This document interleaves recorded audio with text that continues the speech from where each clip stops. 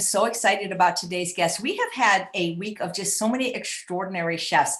And if you missed any of the cooking demos, we had Indian cooking with Jay Shri Shah and potato cooking with Janine Elder. And then we had Chef Eric Tucker from Millennium Restaurant showing you how to easily make your own homemade pasta. And we've got another cooking demo tomorrow with a registered dietitian named Sharon Palmer, who's going to be making falafel as a response to yesterday's cooking demo with Elizabeth Alfano, who made gyros. But today we have one of my favorite chefs. He's not only just a talented chef and cookbook author, and I'll show you one. I have 3 of his 8 books. He's just an amazing person. He's actually been the chef of Vegetarian Summerfest, which unfortunately was canceled this year due to the virus for many years. He has his own cooking academy, and his food is great. He's so nice. His name is Chef Mark Reinfeld, rhymes with Seinfeld. Yay, Mark. Welcome to the show. Hey, AJ, thank you so much for having me. It's great to be here. I can't wait. I can't pronounce what you're making. And don't worry, guys, we'll give you the recipe. It will be in the show notes. But let me tell you a little bit about I have 3 of his books, but only 2 of them in front of me. If you like soup, and who doesn't like soup, and there's some chilled soups in here too, which are great for where I live in Palm Springs. This is a terrific book. And apparently this was his first book. And Mark, I got this book long before I ever met you. This is an amazing, amazing book, and I've made so many recipes from it. Before you get cooking, I just wanted to ask you, how the heck how do you do Summerfest? Before you came, the food was so-so. When you came, you took it up to another level. And I don't know how you supervise all those people that aren't even vegan and make food for 700 people, making a raw bar and a pizza bar and an SOS-free bar and a gluten. I mean, you're very inclusive of everybody's different dietary choices, and yet everything is delicious and you don't run out of food. How the heck do you do that? Well, it was definitely a leap for me.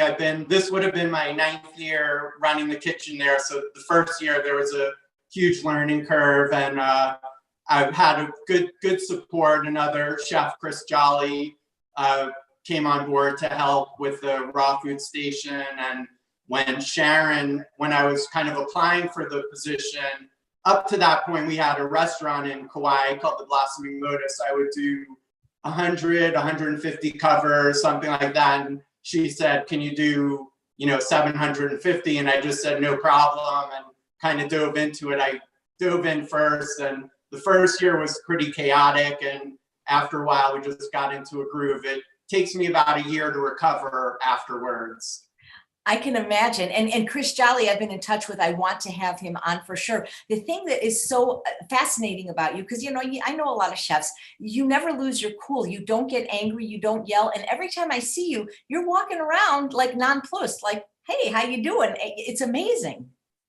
Well, thanks. Usually at that point, I've already released the arrow into the air. So there's not much I could do at that point except hope for the best. So the real chaos is just like the last half hour when you're trying to get everything together and you have 20 things going on at the same time with different people handing you spoons to taste things. So usually then I'm kind of coasting usually when the meal starts. Yeah, and you always have a smile on your face. Brenda says, in capitals, love Mark. Found him through Blossoming Lotus years ago. Always outstanding as a chef and a person. And I agree with that. What trends have you noticed at Summerfest? Because before you came on, I always feel like when I have a guest on, like they always say, well, is it okay if I use salt? Yes, it's okay if you use salt. It's okay if you eat salt. It's even okay if you eat oil and sugar, as long as you're vegan. I feel like they think of me as this SOS-free police. But that said, it seems to be gaining in popularity, doesn't it? Yes, so that's one of the trends we noticed. One is that the raw food station went from being a tiny section to now we fill a whole cafe with raw food, and it's really one of the highlights of Summerfest. And then there is an increase in the SOS movement there. It used to be, it used to be oil-free, and then people were saying we want it to be SOS, so you have to get a lot more creative when you're doing bulk cooking that way. And the staff at UPJ does a really good job of helping us out. And it's up to we do about 20%. Now it's about 20% SOS free. And we have, as you know, some of the leading voices in the plant-based world are at Summerfest. So when Dr. Campbell's there, there's a following there, and people just are starting to ask more for the SOS. So it's great to accommodate as many people as we can.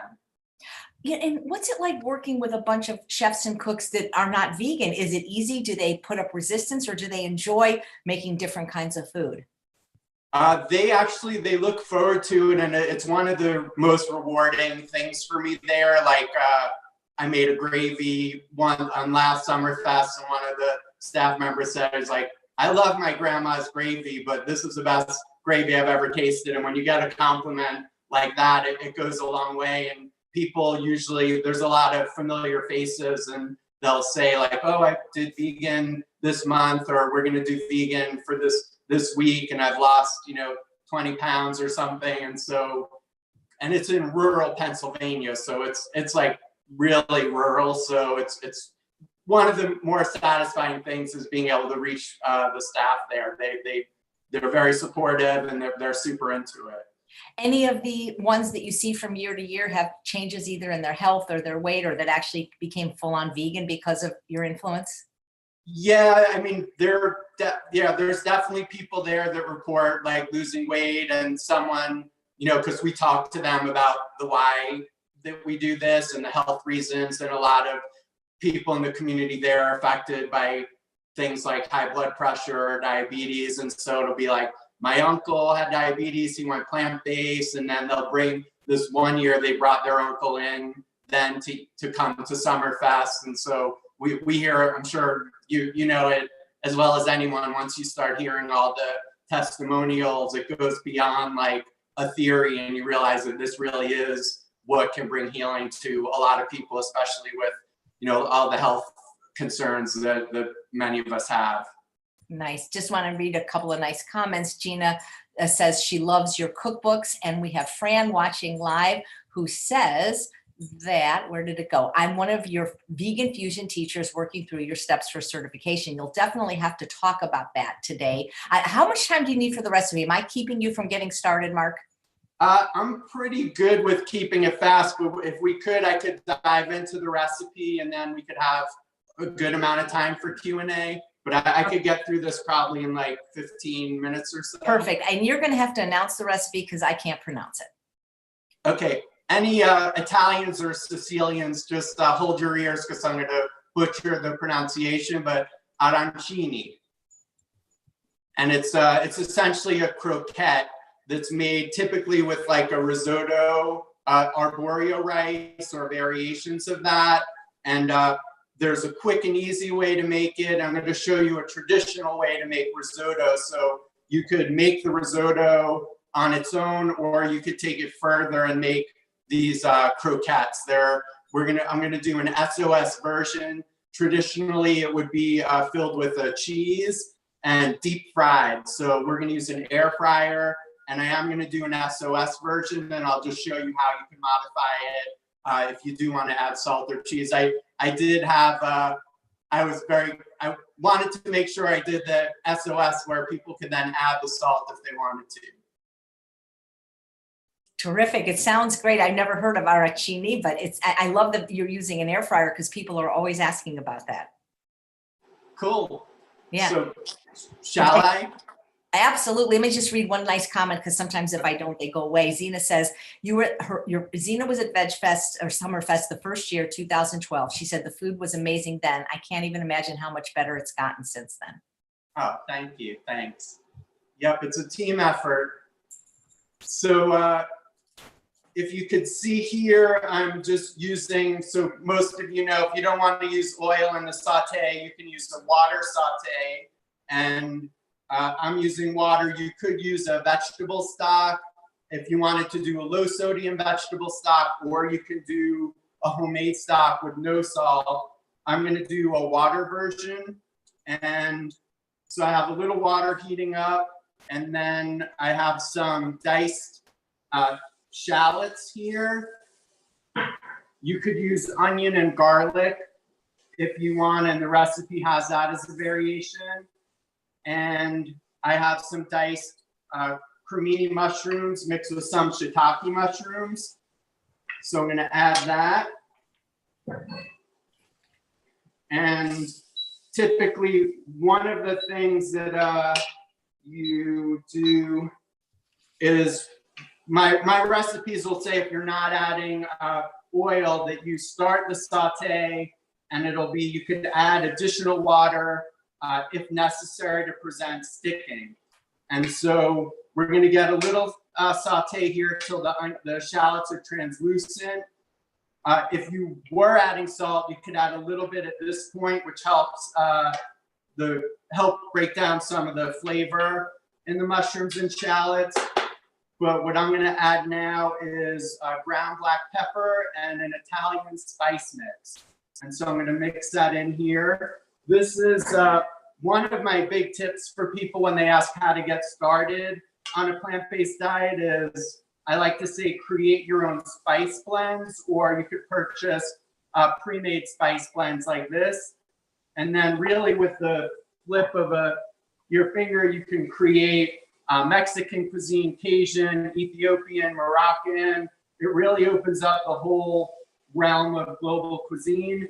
And that's a big thing with vegan fusion is the idea of incorporating the culinary traditions from around the world, as well as things that unite humanity. So looking at the philosophy, the wisdom, the beauty, and the sacred sites from around the world. So that's one of my favorite things to recommend is creating all these spice blends. Those look pretty good. So this is arborio rice, and it's not cooked the same way. You could cook it the way you cook other rices, where you take the rice, add it to a pot with water, bring it to a boil, cover, reduce the heat, and then cook until the liquid is absorbed. This method, we're actually going to be slowly adding the water or stock as the rice is cooking. And so this, in my classes that I've taught internationally, I've had several Italians take the class that attested to the fact that their grandmothers would be there stirring their arborio rice to create the risotto.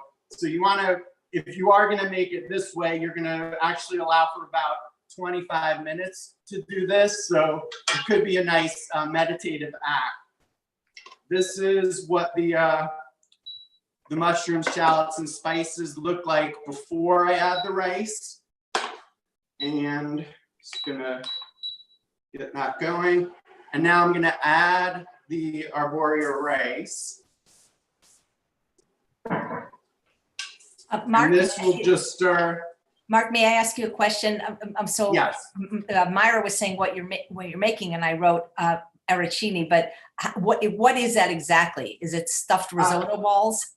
It's basically a rice ball. So if you want to not say rice ball, you could say croquette. So what it's going to be is we're gonna cook the risotto. We're gonna roll it into balls, put it in breadcrumbs, and then we're gonna air fry it. Wow, that sounds amazing. And Sherry says the recipes for spice blends, can those be found in any of your cookbooks?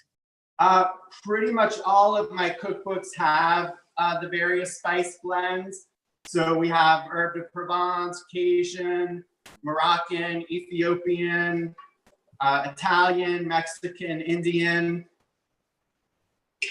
They're the whole realm of spices. You could find those blends there.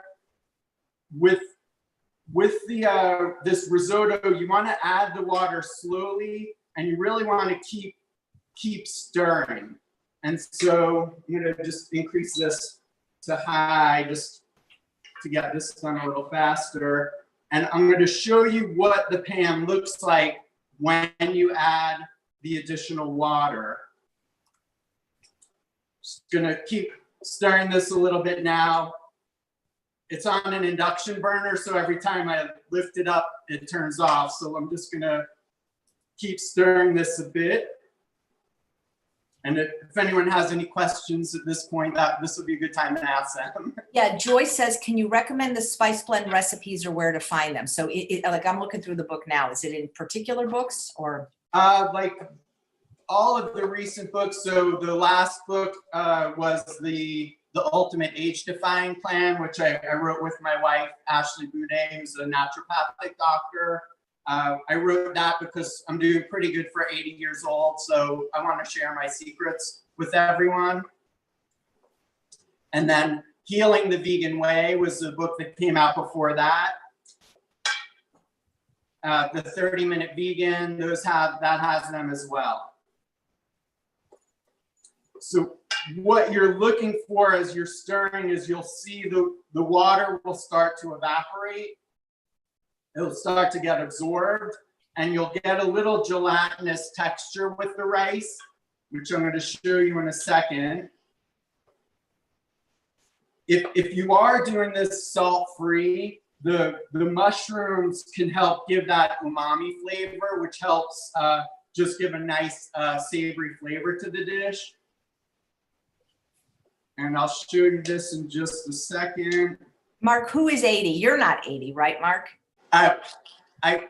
So people get used to my sense of humor. I have like standard jokes that I like to tell, and that's the one that I tell about the age-defying cookbook.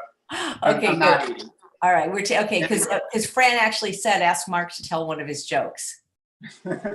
Well, sometimes I go maybe a little too far with the jokes in my class. One person didn't know, he couldn't tell whether I was joking or being serious, so I had to raise my hand every time I told a joke, just so he knew that I was not joking, or when I was joking or not. Yeah, okay. So people are taking you literally. So okay, I'll raise my hand next time to let them know it's just a joke. So this, when the mixture looks like this, where almost all of the liquid is absorbed, that's when you're going to want to add another ladle or two of your stock. And you also want to, one tip is you want to make sure your water is stock is heated. So you could bring it to a boil or just to a boil and then keep it on low. And that'll prevent the rice from having to cool down and reheat. While this is going on, I'm just going to let you know what I'll be adding at the next step, and I'll be talk a little bit about it. So traditionally, like I mentioned, there would be a cheese in this. You would make your rice, you would lay it out to cool, and then you put a little grated cheese in, which you could do if you wanted to use one of the plant-based cheeses.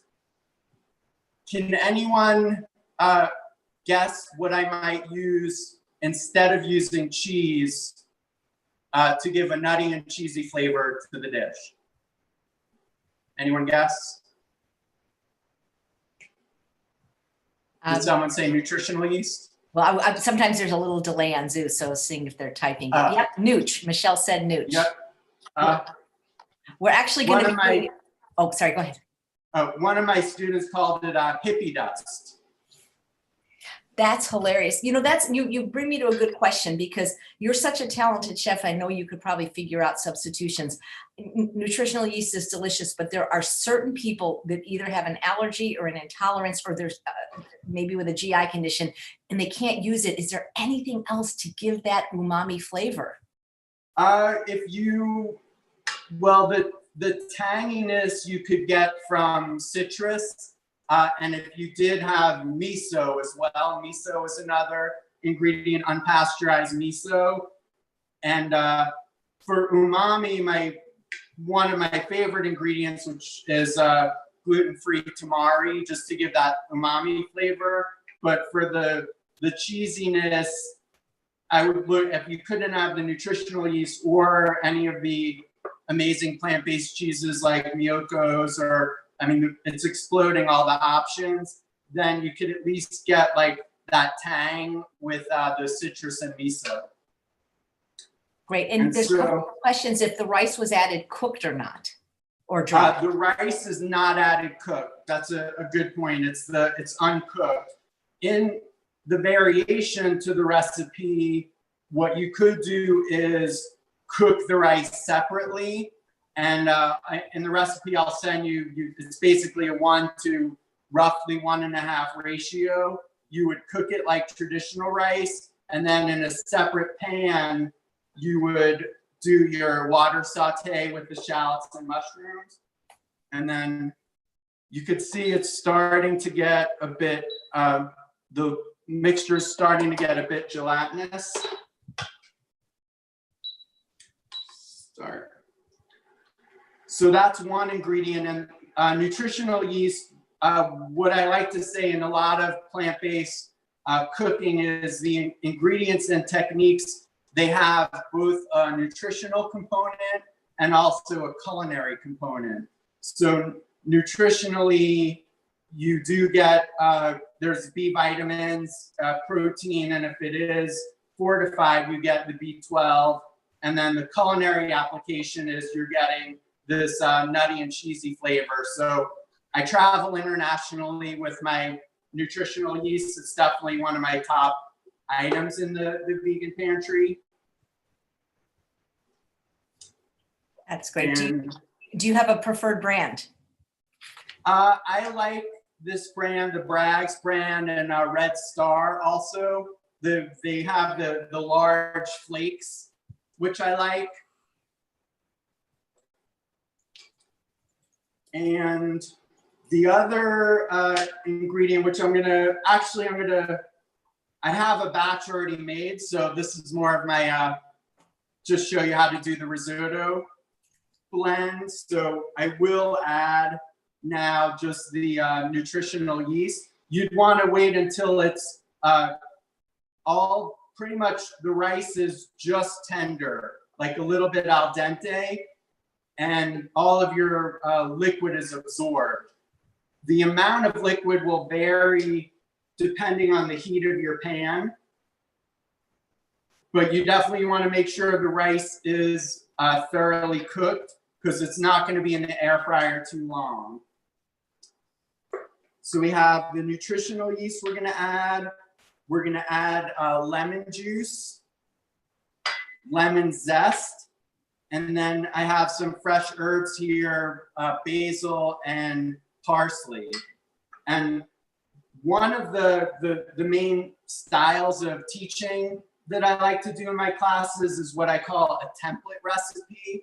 And with the template recipe, what you do is you take your recipe, you look at it in its most general form, you break it down into its component parts, and by changing each component, you're essentially creating a new recipe. So for this recipe, we have our rice component, which is arborio rice, which you could change with other rices, like you could do a black sticky rice. You could do it with like a basmati rice as well, or a short grain brown rice. And you just would adjust the liquid. You just want to make sure all the liquids absorb. And then we have what I would call our vegetable component. And so the vegetable component of this dish is the shallots and the mushrooms, but you can replace those with other ingredients. So it could be onions, you could use leek, garlic, ginger. You could add things like asparagus, peas is a popular ingredient to have in risotto. So there's lots of ingredients that you could add as far as vegetables. And then this, I would say, is the herb spice. This would be the herb component. So we're using parsley and basil, which are used in traditional Italian cooking, but with the idea of vegan fusion cuisine, and they probably kick you out of the Vatican if you tried to serve it there, but you could do like a Mexican risotto and use like cilantro and cumin and Mexican seasonings. And then you could do that as well with like Indian and use cilantro and curry as a alternate spice blend. So even though we're just doing one recipe, you're really learning hundreds and potentially thousands of recipes. I think at last count, this recipe, you can make about 2,645 variations of, give or take a few. Yep. Somebody's asking about the name of your book. I can only tell you the ones I have. Soup's On. his first book, which is incredible, Vegan World Fusion. And then I have the dummies one. I just didn't pull it. Okay. If you go to our website, there's a tab for cookbooks, and you could see all of them. We have Vegan Fusion World Cuisine, which has a foreword by Dr. Jane Goodall, and that's really a celebration of the world's cuisine. There's the Idiot's Guide to Eating Raw, the 30-Minute Vegan, and then there's 4 books in that series. We did then 30-Minute Vegan's Taste of the East, 30-Minute Vegan's Taste of Europe, and I had to take a 2-month trip to Europe just to make sure I had a good photo of the Eiffel Tower to include in that one. And nice. Then the Taste of the East, and then Soups On, which I like to promote as vegan soups for the chicken soul. Susan says, is there something that is this rice, or in general, it requires a lot of stirring, and will this be served with a sauce? Good question. It's actually nice on its own, or you could serve it just with like a little warmed up marinara sauce or pesto, like a little dollop of pesto. And just, you could start to see the rice is getting more cooked, and this mixture is becoming more gelatinous like this. And again, this is a long method. If you wanted to do a quick and easy one, you could cook the rice separately.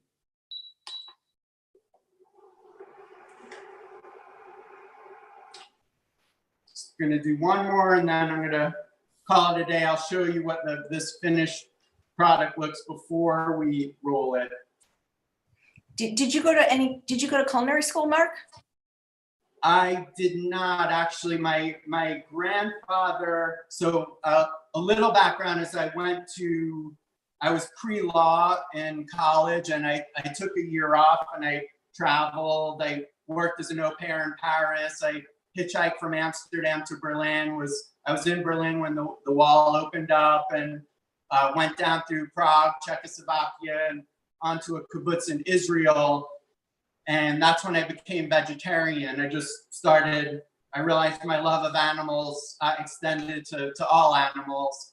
And when I came back to law school, I went for a semester at NYU and realized that wasn't the direction I wanted my life to take. So I moved out to San Diego, and I started working at a health food store called Jimbo's. And basically I started as a dishwasher and just worked my way up through all the shifts, eventually doing baking shifts and head chef shifts and managerial roles.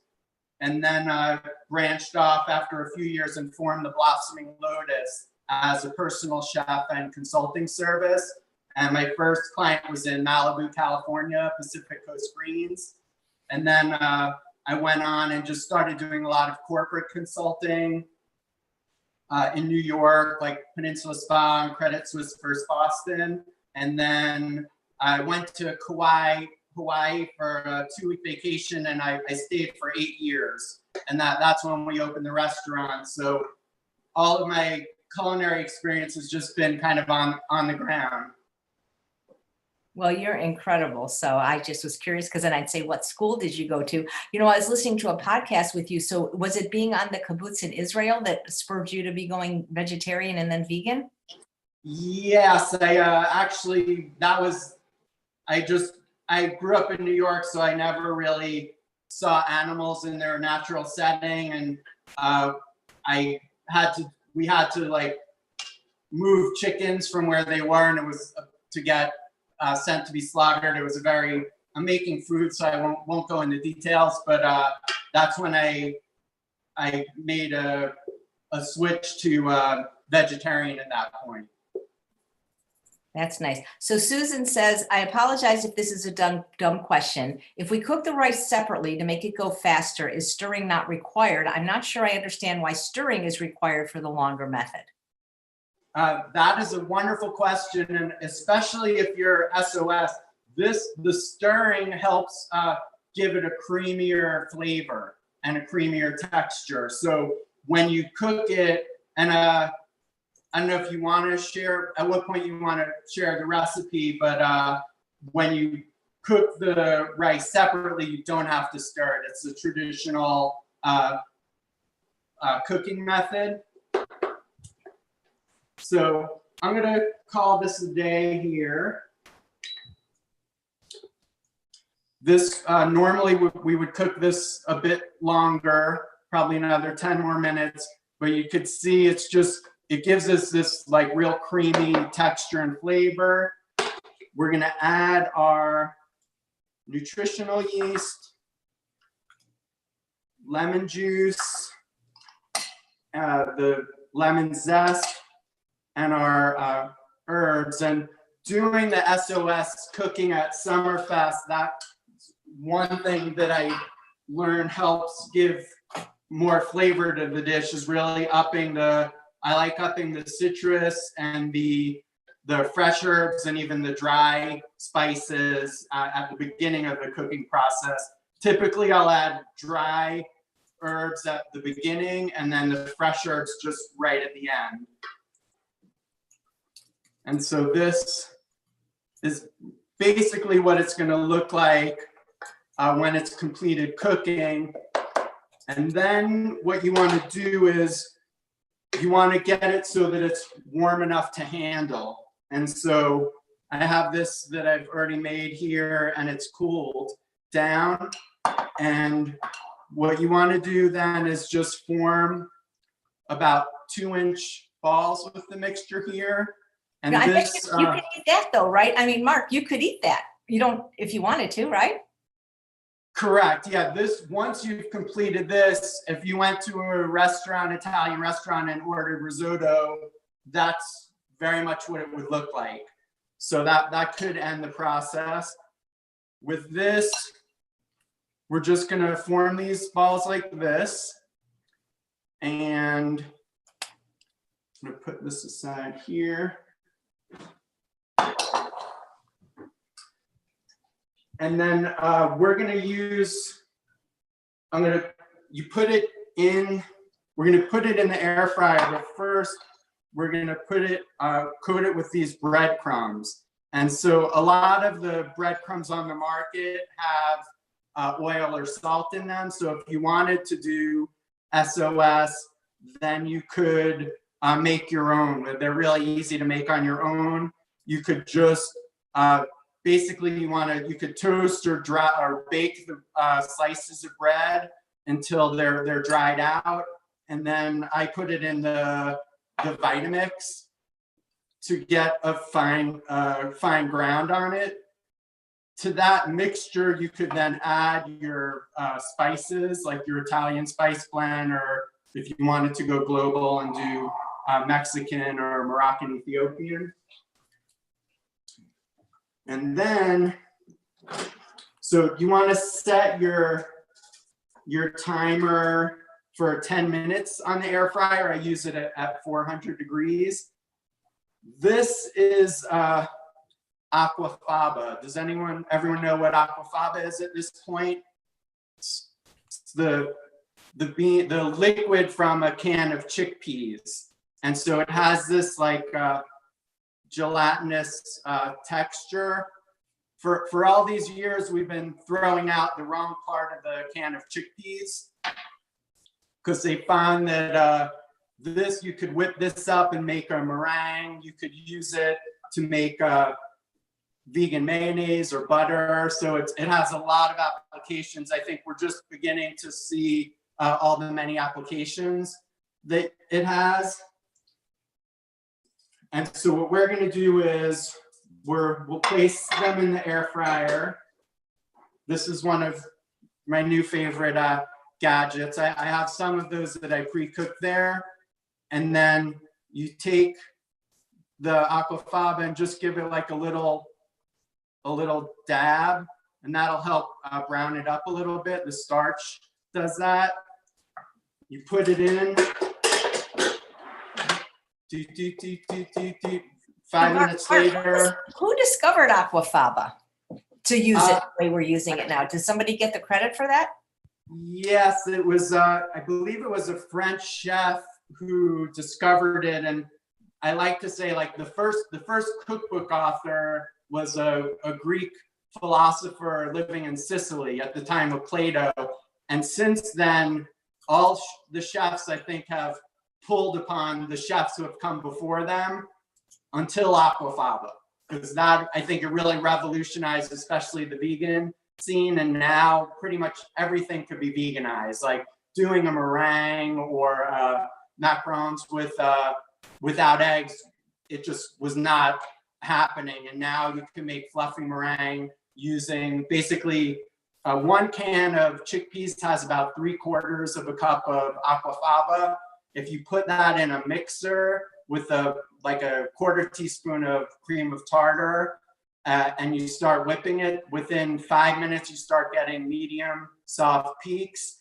And then if you do have sugar and you add sugar and then whip it for another 10 minutes or so, you get stiff peaks where you could hold it upside down and it's still sticking in there. And you do lemon meringue pies and baked Alaskas, anything that a meringue would do. And you could use a torch or put it in a broiler and it's still, it comes out just like the egg version. It actually is even a little more stable than that.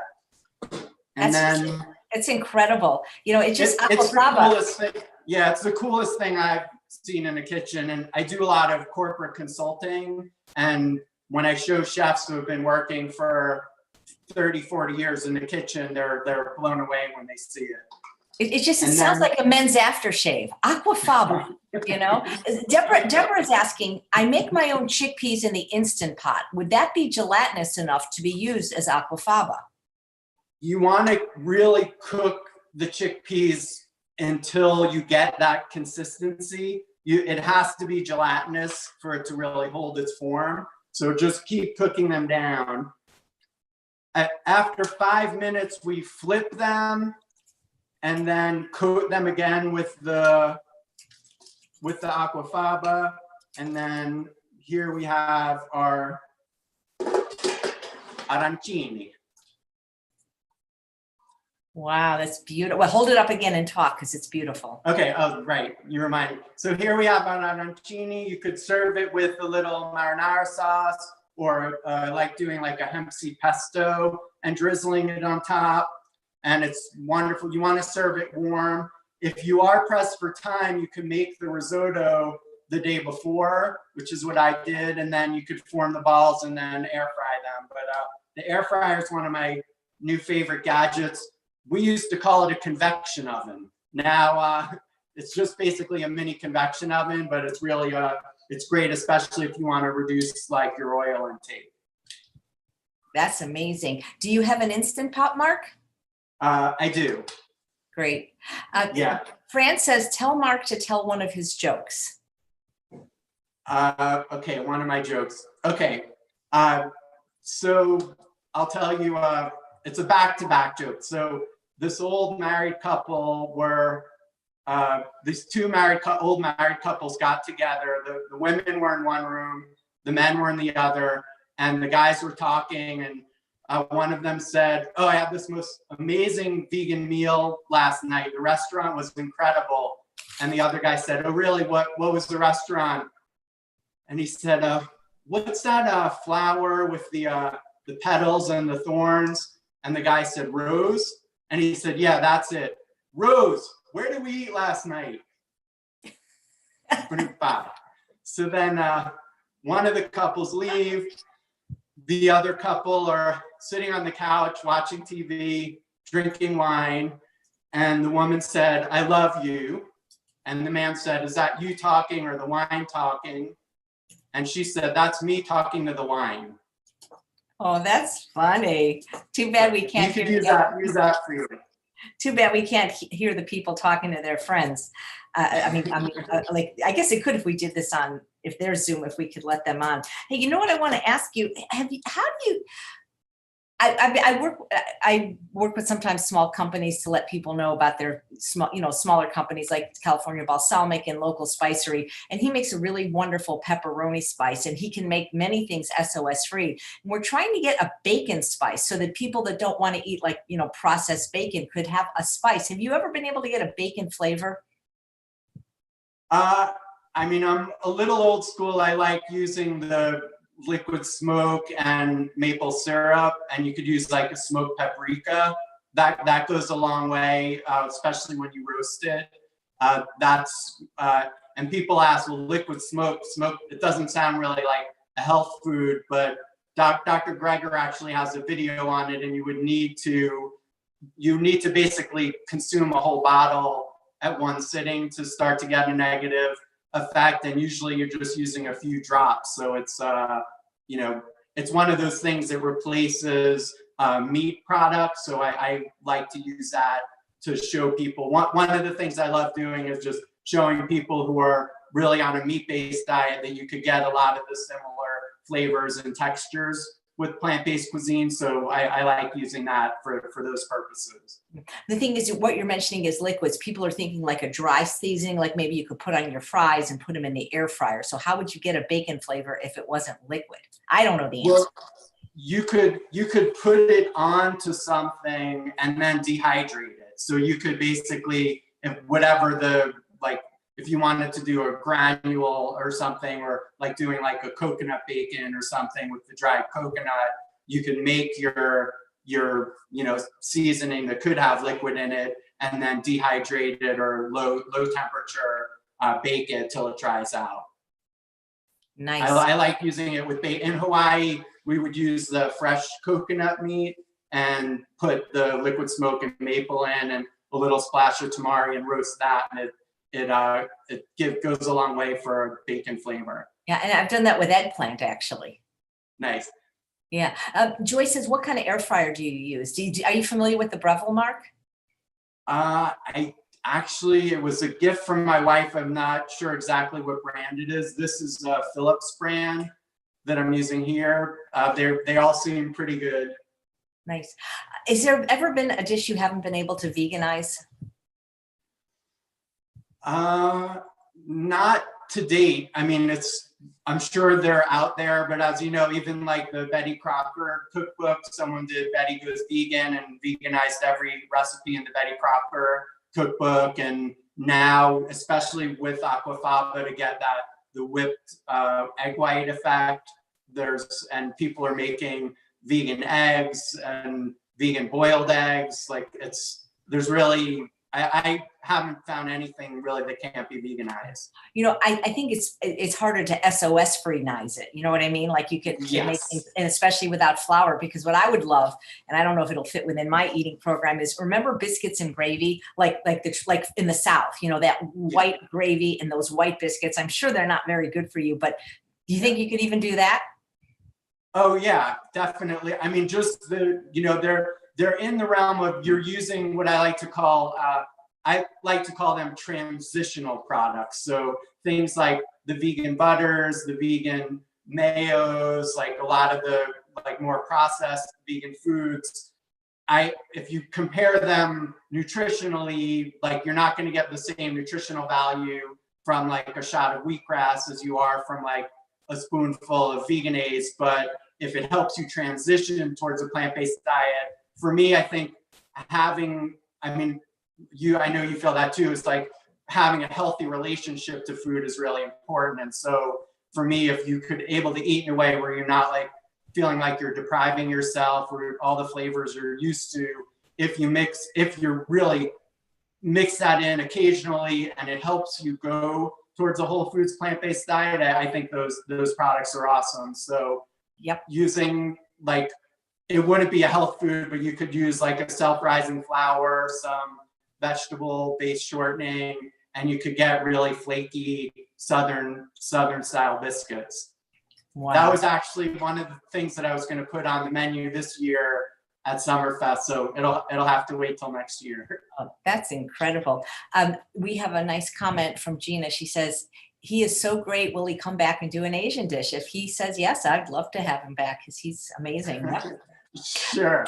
Well, as you know, we're opening a fully loaded vegan culinary academy in Boulder. So I look forward to doing a class there, and we'll have the fully decked out space. Talk a little bit about the school. So thank you for asking. basically, I think I did my first cooking class back in 1998 in my parents' home in Stony Brook, New York. And I love teaching people how to prepare plant-based foods. Like, that ancient Chinese saying, if you give a person a piece of tofu, you feed them for a day, but you show them how to roast the tofu, you could feed them for a lifetime. You heard that one? I get it. Yep. That's a good. I've been just the last several years, I've been traveling internationally, teaching 5 and 10-day trainings and teacher trainings. And last year, I met an amazing couples that we partnered to create a full state-of-the-art culinary academy in Boulder, Colorado. And so we're going to have a fully built out professional kitchen and a fully built out home kitchen. And so the main program is going to be a 4-month training for aspiring vegan chefs who want to enter for a career in the plant-based culinary world. And we're going to keep the classes relatively small to really mentor them, to help them go wherever they want. If they want to open a restaurant or a food truck or become a personal chef or a blogger, it's going to be just accredited by the state, and we'll work towards national accreditation. And our goal is really to train as many chefs as we can and send them out around the world to introduce plant-based cuisine wherever they are. Another main program, like I mentioned, I've done a lot of corporate consulting for big food companies like Aramark and Sodexo and Bon Appetit Management and Whole Foods and Google. And I just did a little project for Sabra, the hummus company. And so we want to have programs for professional chefs who have already been around the block in the restaurant and culinary world to come and learn vegan techniques. One of the chefs who's going to be part of the school is Chef Ron Pekarsky. I'm not sure if you're familiar with him, but he was the first chef to win a medal for plant-based foods in the Culinary Olympics. And he was actually when I first started cooking at that health food store, I was working out of his books, and he's local in Boulder. So he's going to be one of the chefs that helped build out our professional training. And then we're also going to have an assortment of classes for home chefs. So we'll have date nights, kombucha making, plant-based cheese workshops, Thai cuisine, holiday meals, vegan desserts, a whole selection of evening classes, 1-day classes, 2-day workshops, and also the 5 and 10-day trainings that I do for home chefs. The other part of it is we're going to have a lot of community events. So book signings and movie screenings and fundraisers for nonprofits. We'll be hosting people like John Pierre, who to do Living with Harmony. So bring people able to do workshops there and have like a really state-of-the-art kitchen to work with. So I'm pretty beyond excited. To me, it's like a culmination of the last 20 years, and Boulder is a perfect setting. There's a backdrop of the Flatirons, and it's a real foodie town. So that's it, and that's my long elevator pitch for the school. Well, it sounds amazing, and maybe when it hasn't opened yet, right? We're just doing the build out now, so we're looking to have our first our first big program in January. So, and it'll be a 4-month course, and we have all the, it'll be fully loaded, and we'll have visiting chefs come in, people that own food trucks, caterers. We really want to work and have like a mentorship relationship with the students to help send them out in the world. That is amazing. I wish you every success. And if you want to come on again right before it launches, Michelle wants to know, is this only in person, or will you also have online classes? We'll do some selection of online classes. The main thrust really now is getting this 4-month program off the ground. And like I've invited you to come. I want to do a vegan master chef series. So Miyoko has agreed to come, and Fran Costigan actually is going to come and do a pastry class for the chefs, and then also a weekend event for the public. So through the Summerfest, and Dr. Greger and Dr. Williams and Dr. Khan, everyone's kind of on board for coming to do lectures and presentations. So all of the amazing people I've met at Summerfest will be invited to come and share their information at the school. Yeah, I would love to come because I could do SOS free. I don't know if you know, I was actually a restaurant pastry chef for 5 years and I didn't use oil, sugar, or salt. Really? Yeah, Cool. I actually have a book. It hasn't come out yet. It's called A Date with Dessert, and I'm going to be Nice. at the end of today's broadcast.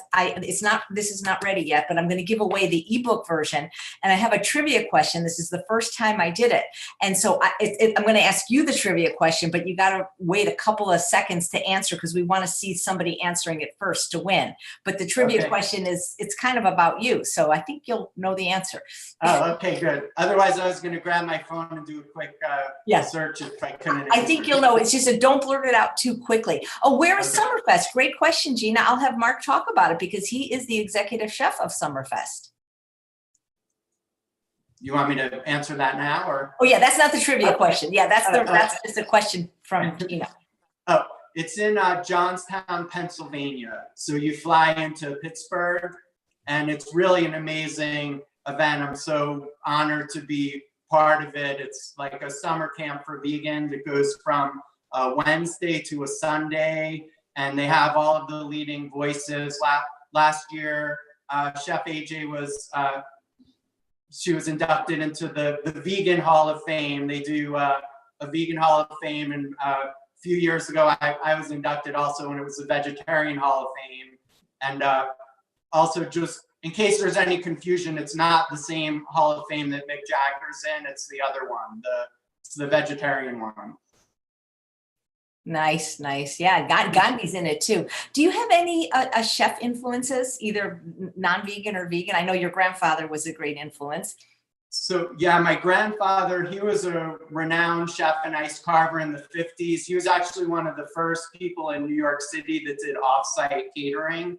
And he would do these elaborate ice statues with swans and swordfish. And he did a life-size Michelangelo's David for a gay club in Fort Lauderdale. And he has a lot of awards for his ice carvings. He was, until his dying day in his 80s, he was carving ice from a wheelchair with an oxygen tank and a chainsaw. So he is a very colorful character. And then actually Chef Ron Pekarsky was the first influence that I had in a professional kitchen. So it kind of comes full circle to have him involved in the school.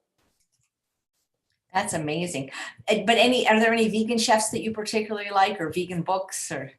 This Chef AJ is really wonderful. I've been following her for years. I mean, I get a Google alert for vegan. I don't know if anyone else does that, but every day I get anytime vegan or plant-based is mentioned in the news, I get an alert. And so I'm kind of inspired by a lot of the chefs that are out there. There's some really good cookbooks that are out. So it's a whole range of chefs, I would say. Right. Well, Cheryl says, what a nice gentleman. And even with all the great cookbooks, I mean, even though you're a chef, I bet you don't cook from a book every time, right? I mean, are you teach a simple kind of eating system based on like Buddha bowls and, don't you do that, Mark?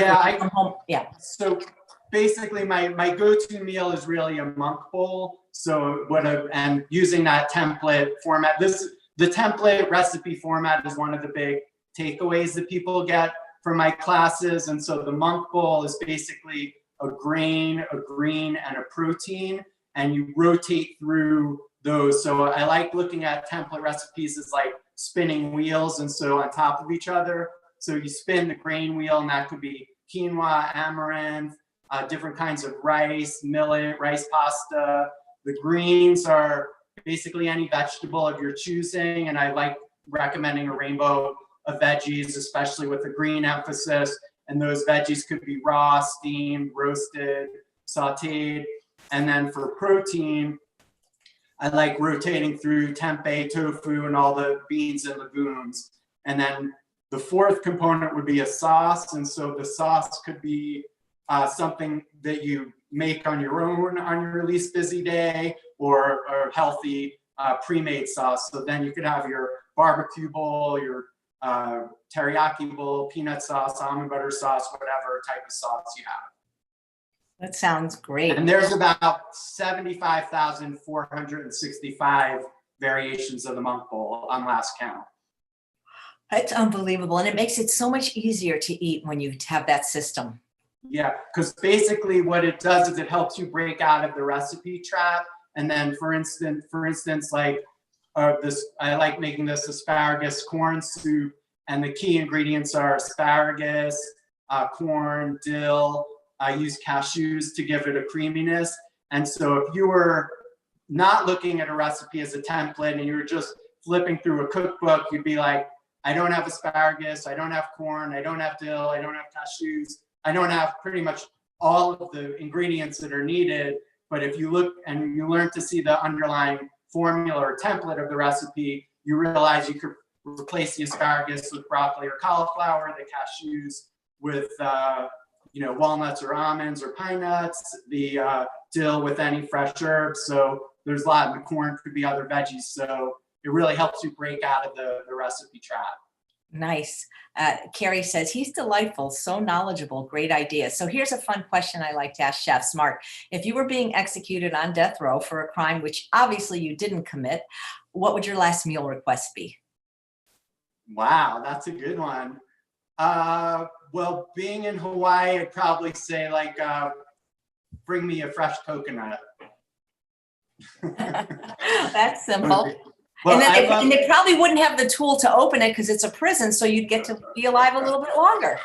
Right. Well, maybe you could come and bring something into when you visit me. Yeah. But I actually love Ethiopian food. It's one of my favorite cuisines. So that might be either an Ethiopian meal on injera or an Indian thali plate with all the fixins. That's great. So now I'm going to do the first ever giveaway, and if this goes well, we'll do it again. And I'm gonna ask Mark the answer, but after you guys type in. Guys, realize you're watching on 5 different platforms, so I'm going to award this to whoever's comment I see first. So please don't get upset with me if you're watching on Facebook and say, "But I was the first one," because there's my Facebook page, there's the 3 private groups I won, and there's YouTube. So I'm going to be fair and square, and it's the first time I see the comment. And what you'll get, and I decided not to give a virtual prize so then you can wear anywhere in the world. This is the ebook of The Date with Dessert. It won't have all the recipes because they're not done yet. But here's the question. Now, both Mark and I are obviously vegan chefs, so we already have that in common. But we also have something in common with 8 other guests, 7 that have already been on the show, 1 that will be. I'll read their names, and don't say vegan because we know that. So what does Chef Mark and I have in common with previous guest Miyoko Schinner, Dr. Hans Deal, Dr. Colin Campbell, John Pierre, Dr. Michael Greger, Howard Lyman, Dr. Neil Barnard, and upcoming guest, Dr. Caldwell Esselstyn. All right, winner, Melissa G. You know the answer, Mark. You gave it away. I know. You talked about it. Yeah, that's funny. Stand-up comedian, dog owners. Elspeth, you're right. But the first, Melissa G, you got to contact me through the website. You're the first person that answered correctly. I was like kidding my head when Mark was talking about it because that was the trivia question. And it's okay, Mark. I won the year after him in 2018, and you literally were one of the first people that I saw and congratulated me. You know, of all the honors you can get in the world when you're a vegan, that really is like the highest honor. Yeah, it was a surreal moment, and my wife kept a secret for 3 months, which is hard to believe. So she was working with Mary Beth to find out all the details, and you see your whole life flash before you. It was definitely an amazing moment. Yeah, that was incredible. And it's because I was wearing a sweats. I looked terrible. I mean, I wish they had told me. Mary Beth was on the show last week cooking, by the way. Oh, good.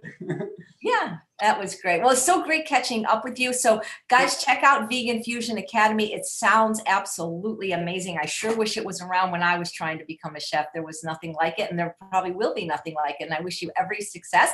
And at any time you want to come on again, either you or one of your instructors, you have an open invitation to cook for us or just talk to us.